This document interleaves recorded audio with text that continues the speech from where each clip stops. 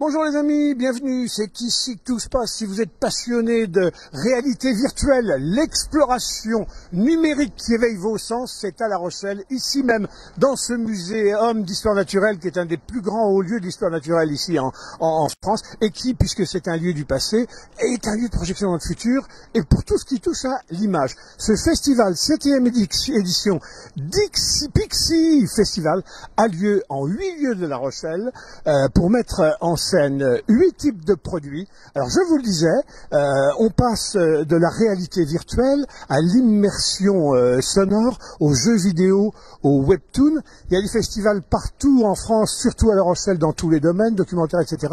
Mais dans le domaine des images nouvelles, peu encore. Maïté nous reçoit ici au muséum, qui est un des 8 lieux où le festival va battre du 19 au 22 octobre. Bonjour. Bonjour. Bon, dites-moi Maïté, on décrypte pour nos amis. Pixie, ça veut dire quoi? Pour ceux qui diraient, il n'y a qu'à mettre l'image de synthèse et puis voilà. Alors Pixie, ça veut dire parcours interactif d'expériences immersives et innovantes. Ouais. Et c'est un festival dédié aux cultures digitales, à des expériences, que ce soit du podcast, de l'immersion sonore, du webtoon, de la réalité virtuelle. Les publics de La Rochelle sont invités à découvrir les expériences virtuelles dans toute leur diversité. Alors, il était attelé à un autre festival dont j'ai mangé un petit peu le nom, qui s'appelle le Sunny Side of the Dock. Le Sunny Side of the Dock, qui avait été un des premiers d'ailleurs à faire valoir les images nouvelles ici en France, en s'installant à La Rochelle. Puis tout à coup, vous avez dételé la charrette pour plus spécifique encore sur les images nouvelles. Oui, le Sunny Side of the Dock, c'est ce marché documentaire pour les professionnels du documentaire. Le Pixie Festival a été pensé entièrement pour le grand public, destiné pour le public, les petits, les grands-parents, les étudiants, les familles. Et c'est pour ça qu'on a voulu lui donner toute sa place à La Rochelle au mois d'octobre. Mais il y a des gens que ça fascine, il y en a d'autres qui au contraire ça fait peur, ces images-là, les réalités virtuelles. Déjà la réalité est pas terrible, quand en plus on se met dans la virtualité pour faire pire que dans le réel. Votre avis là-dessus? Alors le Pixie Festival, c'est l'occasion de venir tester ces expériences numériques. On a proposé des expériences qui durent 5 minutes et parfois qui peuvent durer jusqu'à 40 minutes. Alors il y a deux choses qui viennent en tête des gens quand on parle des images virtuelles, c'est à la fois les jeux virtuels, les jeux à plusieurs, etc. Et puis c'est aussi la belle réalité documentaire d'un lieu dans lequel on va, qui a disparu de la planète, un monastère, mais qu'on a pu reconstituer en image 3D. On se met un masque sur la tête, sur les yeux, et puis on y est comme si on était en 1320, etc. Ça, l'année dernière, je crois que c'est l'année dernière, à Saint-Sauveur, vous aviez fait cette belle expérience entre la réalité du lieu et puis virtuellement recomposer d'autres lieux. Exactement, et cette année, les publics peuvent tester Gaudi, l'atelier du divin à la Tour de la Chaîne, et se plonger dans l'univers de la Sagrada Familia de Barcelone de manière virtuelle et collectivement dans cette expérience. La nuit, c'est peut-être en matière d'immersion sonore. Il y a une très belle image là qui donne à voir des gens installés un peu en tailleur autour de boules lumineuses, etc. C'est à la Tour de la Lanterne, je crois. Qu'est-ce que c'est que cette expérience? Alors ça, c'est les Gardiens de la Montagne. C'est une immersion sonore où on vous apprend un rite de transmission pour protéger les monts enneigés. Ça a beau être une fiction, l'idée est aussi de sensibiliser le grand public aux enjeux climatiques. On pourrait penser, quand on vous écoute comme ça, que c'est surtout fait pour les enfants, pour les adolescents, hein, contes et légendes de notre temps, du 21e, 22e siècle.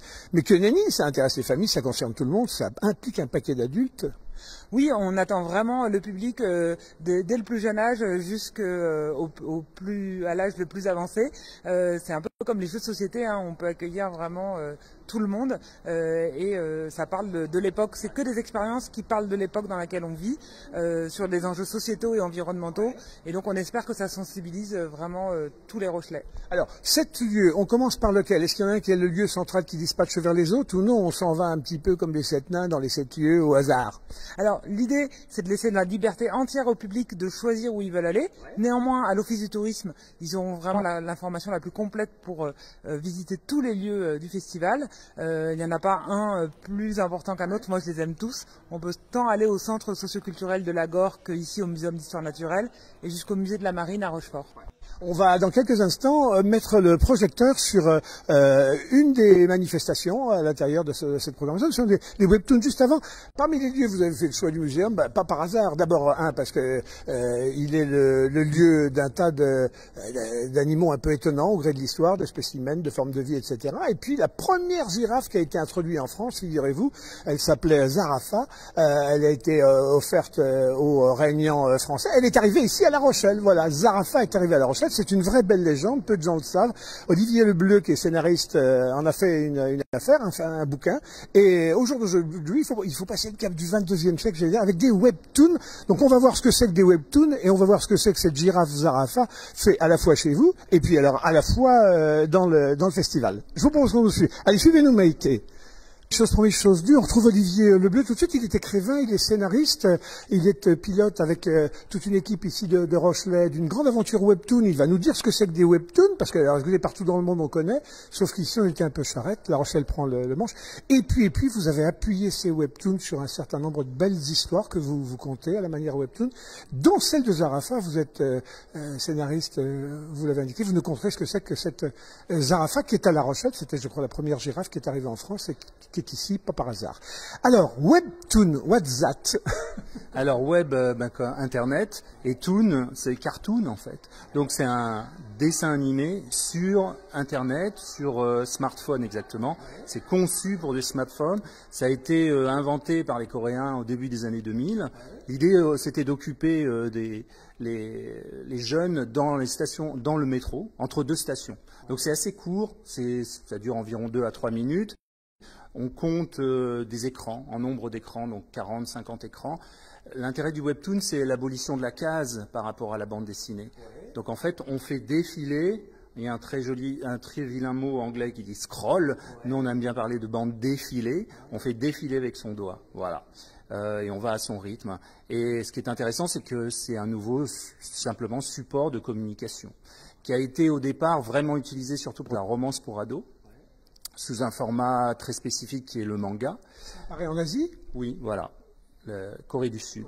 Et nous, on a décidé de s'en emparer avec Olivier Sibert et François Talon pour raconter d'autres choses, pour raconter des vraies histoires, alors qui peuvent nous servir à mettre en valeur le patrimoine de La Rochelle, de l'agglomération. Ça peut nous servir aussi à raconter des histoires de sport, par exemple, avec l'arrivée des JO 24. J'entends dire que vous allez monter un petit scénario sur Isabelle Autissier, son histoire, sa vie, son œuvre, son aventure. Oui, c'est même déjà fait. Et c'est Natacha Rato, qui est une webtooniste reconnue, qui maîtrise très bien la technique, qui s'en est emparée. Voilà. Donc, en fait, c'est juste un support pour pouvoir raconter des histoires. C'est intéressant parce que on fait financer ça en amont et c'est diffusé. Nous, c'est notre politique à nous. On diffuse gratuitement à tout le monde. Quel est l'intérêt pour le lecteur de plus faire défiler avec un doigt que de feuilleter les pages d'une BD, par exemple? C'est peut-être parfois plus simple d'avoir son portable dans la poche qu'une BD. C'est peut-être plus simple. Et puis on peut avoir un nombre incalculable de BD dans son smartphone. Et puis les webtoons, ça parle, c'est bavard, c'est pas que muet, si? Alors, au départ, c'est muet parce que c'est pas sonore, mais nous on travaille sur des sonorisations. Il y a des moyens techniques à apporter. Oui, on fait ça maintenant. Alors ici, on a dans ce musée, j'allais dire un chef-d'œuvre, la première girafe qui arrive en Europe, en particulier en France, et qui déboule à La Rochelle. Elle s'appelle Zarafa. Elle est ici, elle est visible, c'est la star. Comment elle arrive dans votre vie, Zarafa, et qu'est-ce que vous en avez fait au point qu'aujourd'hui on la célèbre partout? Alors c'est peut-être plutôt moi qui arrive dans la vie de Zarafa. C'est-à-dire que je m'installe à La Rochelle en 2002 et je cherche des sujets locaux et qui peuvent rayonner éventuellement nationalement. Et je tombe sur l'histoire de cette girafe qui est là à La Rochelle depuis 1931. Mais au départ, il faut remonter. Elle arrive en 1827 à Paris. Elle est en 26 à Marseille, en 27 à Paris. Et elle va mourir en 1845, être conservée à Paris. Elle est le fruit d'un cadeau. Elle est le fruit d'un cadeau du pacha d'Égypte, Mehemet Ali, au roi Charles X de France. Un signe d'amitié, ils se connaissaient bien, ils étaient potes, ou alors c'était des affaires un peu politiques, coloniales? C'est uniquement politique. Il n'y a pas de cadeau gratuit, monsieur, en politique, ça n'existe pas.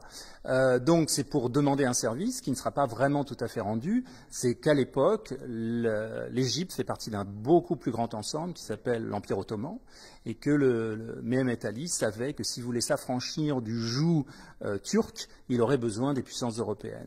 Donc il a offert des girafes à toutes les grandes puissances européennes du moment, à la France, à l'Angleterre et à l'Autriche. Grosse aventure pour notre girafe, il faut faire deux traversées. La traversée de la Méditerranée d'une part, une girafe en bateau, on a rarement vu ça, et puis ensuite elle a traversé la France pour venir de Paris à La Rochelle, vraisemblablement à pied.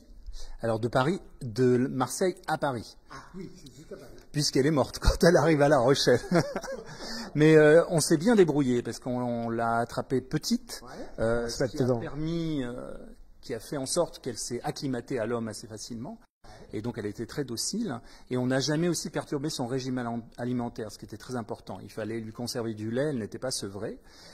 Donc on a trouvé le moyen d'associer des vaches égyptiennes qui la nourrissaient. Au quotidien, elle avait besoin de 25 litres de lait par jour. 3 vaches dans la cale, en plus d'elle. Voilà, dont une qui aura le mal de mer et qui n'aura plus de lait à l'arrivée. On devra la remplacer par une vache marseillaise. Et alors du coup, pourquoi elle arrive à La Rochelle, le choix de cette ville ici? Pour être attelée à ce muséum ou... Alors ça, c'est peut-être une histoire de copinage. C'est-à-dire qu'en 1931, c'est la première expo coloniale à Paris. On s'en souvient parfois. Et on a fait appel à ce moment-là à beaucoup de musées, de muséums. Olivier Le Fessing, il faudrait dérouler en même Allez, temps. on peut faire dérouler en même temps. Et donc, il faut comprendre qu'un muséum n'est pas forcément intéressé par l'historicité. Ce qui intéresse un muséum, c'est de voir si une espèce a disparu, s'il faut la montrer, comme par exemple le dodo. On aurait bien aimé pouvoir montrer des vrais dodos, mais c'était trop tard déjà. Et à ce moment-là, le muséum de Paris a cette dépouille naturalisée de Zarafat dans ses réserves et ne souhaite pas forcément la garder et propose à des muséums de province. Et c'est là où je dis peut-être copinage, parce qu'il y a une correspondance entre Étienne Lopé, conservateur d'ici, et le conservateur national de Paris. Et c'est tout à fait identifié. Hein. On lui dit, est-ce que vous voulez prendre la girafe Zarafat avec vous? Et on accepte. À La Rochelle, on dit oui, on veut bien. Alors Olivier, toute cette histoire qui était déjà relatée dans un ouvrage est relatée désormais sur un webtoon en combien d'images? Je saurais pas vous dire en combien d'images, j'en sais rien, je les ai pas comptées, mais disons une certaine longueur. Et surtout, j'ai essayé de faire quelque chose d'original, c'est partir de l'idée à qui profite la girafe. Et à partir de là, sur le principe du film que tout le monde connaît, Usual Suspects, et à partir de là, j'ai pu définir des opportunismes en fait. Par exemple, le préfet, ça va servir à redorer son blason vis-à-vis du roi. La femme du préfet, elle va organiser des soirées à la girafe auprès de ses invités. Après, on a le savant Geoffroy Saint-Hilaire qui va se servir de la girafe pour prouver ses théories naturalistes. Voilà. En fait, à chaque fois, la girafe, elle est instrumentalisée. Voilà les amis, donc du 19 au 22 en 7 lieux de La Rochelle, plus un 8e à Rochefort.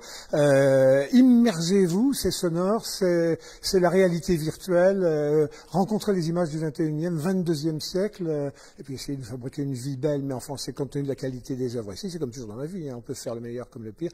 Ici, c'est le meilleur au service de l'image. Voilà, ça s'appelle Pixie Festival. Ruez-vous à La Rochelle, à très bientôt. Merci Olivier, merci Maïté. Au revoir, à bientôt les amis.